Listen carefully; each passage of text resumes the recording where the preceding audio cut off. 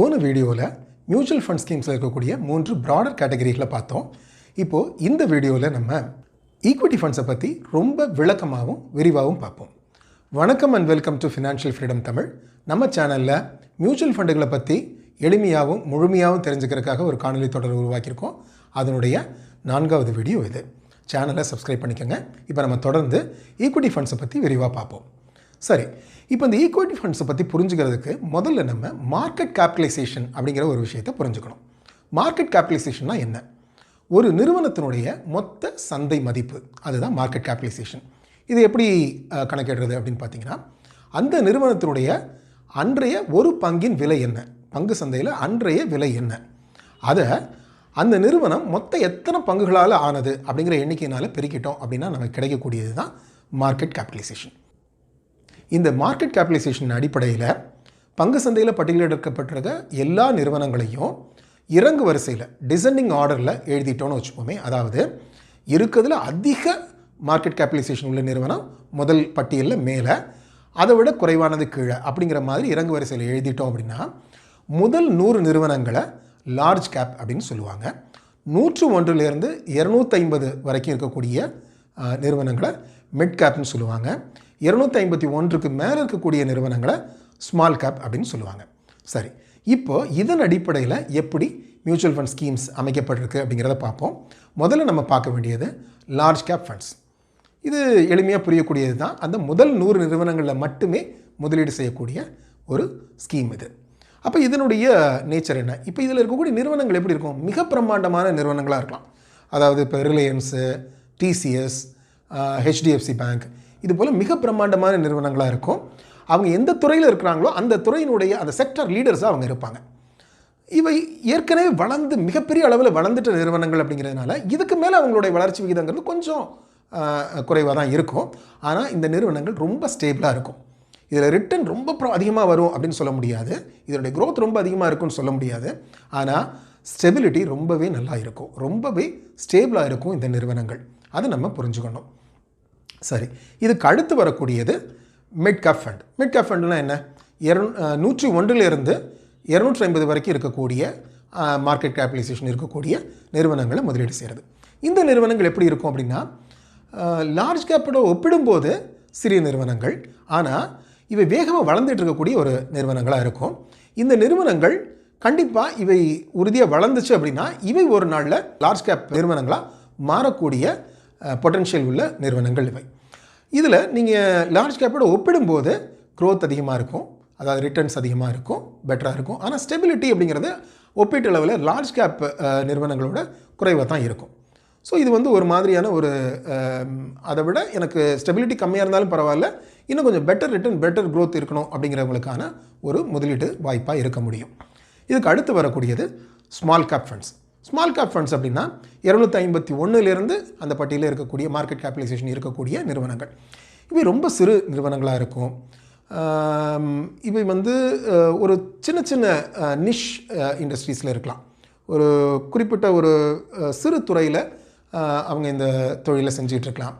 ஆனால் இதில் இருக்கக்கூடிய அட்வான்டேஜ் என்னென்னு பார்த்தீங்கன்னா, இவை ஒரு சிறு கன்று, மரக்கன்றுன்னு வச்சுப்போமே, இது எவ்வளோ பெரிய மரமாகவும் அதை வளர முடியும். ஸோ அந்த க்ரோத் பொட்டென்ஷியல் அப்வர்டு அப்படிங்கிறது ரொம்பவே அதிகமானது.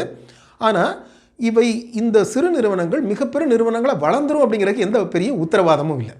அப்போ உங்களுக்கு புரியும்னு நினைக்கிறேன். இது வளர்ந்ததுன்னா மிகப்பெரிய ஒரு க்ரோத் கிடைக்கும். ஆனால் வளர்ந்துடணும் அப்படிங்கிறதுக்கு எந்த உத்தரவாதமும் இல்லைங்கும்போது ரிஸ்க்கும் அதிகமாக இருக்குது.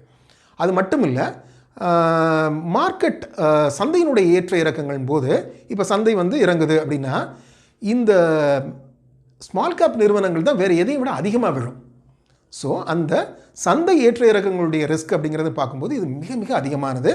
அந்த ஒரு சிக்கலையும் நம்ம கணக்கில் எடுத்துக்கணும். சரி, இப்போது இந்த மார்க்கெட் கேபிட்டலைசேஷன் படியான ஃபண்டுகளை பார்த்துட்டோம்.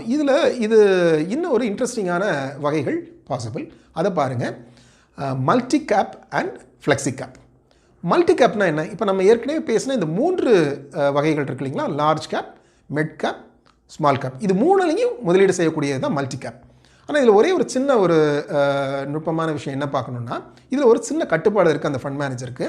ஒவ்வொரு கேப்லையும் அவர் குறைஞ்சது 25% இன்வெஸ்ட் பண்ணியிருக்கணும்.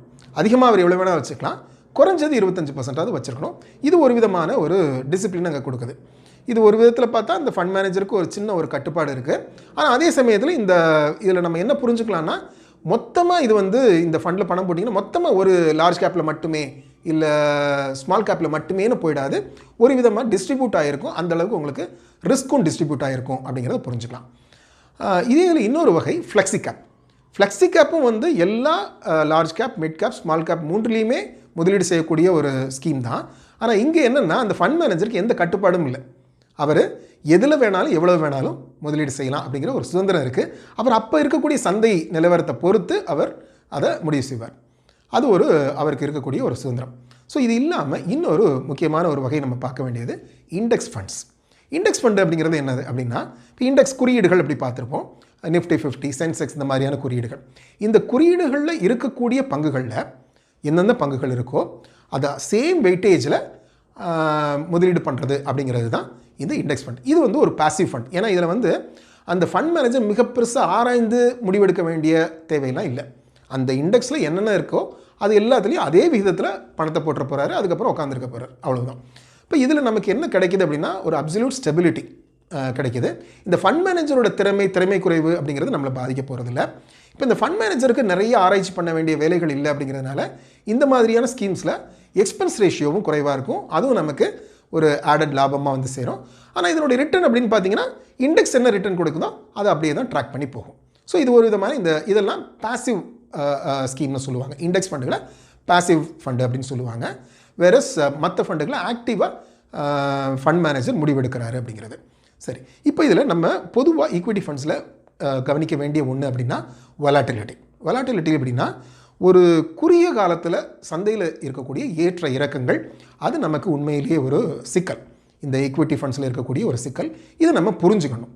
எப்படி புரிஞ்சுக்கணும் அப்படின்னா, ஒரு முக்கியமான ஒரு சேயிங் உண்டு, in short term market is a voting machine and in long term it is a weighing machine. அதாவது குறுகிய காலத்தில் சந்தை அப்படிங்கிறது கருத்துக்களின் அடிப்படையில் இருக்கும், சென்டிமெண்ட்ஸ், எமோஷன்ஸ் பேஸ்டாக இருக்கும்.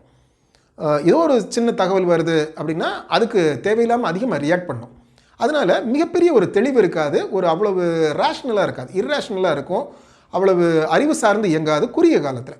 ஆனால் இது நீண்ட காலத்தில் பார்த்திங்கன்னா பொருளாதாரம் தொடர்ந்து வளருது. அப்போ நிறுவனங்கள் தொடர்ந்து அதிகமான லாபம் ஈட்டுறாங்க, அந்த நிறுவனங்கள் வளருது, அவங்க ஒவ்வொரு காலங்களும் ஈட்டக்கூடிய லாபங்கள் அதிகமாகுது. அதே போல் அவங்க அசட் பேஸை உருவாக்கிக்கிட்டு போகிறாங்க அப்படின்னா ஆட்டோமேட்டிக்காக இந்த ஈக்விட்டி ஃபண்ட்ஸு உங்களுக்கு நல்லாவே ரிட்டர்ன் கொடுக்கும். ஸோ இப்போ நம்ம இதில் புரிஞ்சிக்க வேண்டியது, குறுகிய காலத்தில் முதலீடு செய்கிறதா இருந்தால் இது சரியானதாக இருக்காது. ஒரு 5லேருந்து 10 வருடங்களுக்கு மேலே அந்த அளவுக்கு நீண்ட கால ஒரு முதலீட்டு முடிவை நீங்கள் எடுக்கும்போது இது உங்களுக்கு ஒரு நல்ல ஒரு ரிட்டர்னை தர முடியும். இந்த வீடியோ உங்களுக்கு பயனுள்ளதாக இருந்திருக்கும்னு நினைக்கிறேன். இதை உங்களோட நண்பர்களுக்கும் பரிந்துரை செய்யுங்க. முதல்ல நம்ம சேனலை நீங்கள் சப்ஸ்கிரைப் பண்ணிக்கோங்க. அடுத்து நம்ம டெட் ஃபண்ட்ஸை பற்றி ரொம்பவே விரிவாக விளக்கமாக அடுத்த காணொலியில் பார்ப்போம்.